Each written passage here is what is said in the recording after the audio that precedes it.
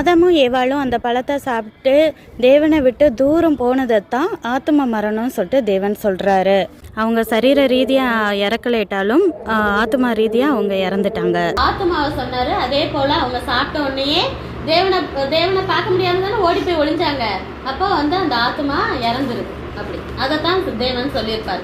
அதே போல அவங்க இறந்தோன்னே என்னது மண்ணில் போட்டு புதைக்கிறதுனால மண்ணுக்கு திரும்புவ அப்படின்னு சொல்லிட்டாரு. அப்போ 3 பேத்துக்கு பனிஷ்மெண்ட் கொடுத்தாச்சு. கொடுத்த பிறகு அப்போ ஆதாம் பெண்ணுக்கு மனுஷன் தானே பேர் வச்சிருந்தான். இப்போ என்ன பேர் வைக்கிறான்னா ஏவாள் அப்படின்னு பேர் வைக்கிறான். சரியா? மனுஷின்னா என்னது பொதுவா இப்போ பொம்பளை பிள்ளைங்கன்னா கேர்ள்ஸு, கொஞ்சம் பெரியவங்கள லேடிஸ் அப்படின்னு சொல்ற மாதிரி அது பொதுவான ஒரு நேம் தானே. இப்போ எல்லாரையும் மனுஷின்னு கூப்பிட்டா பிள்ளைங்களே அப்படின்னு சொன்னா நீங்க என்ன யாரு என்னை கூப்பிடுறாங்கன்னு உங்களுக்கு தெரியாது.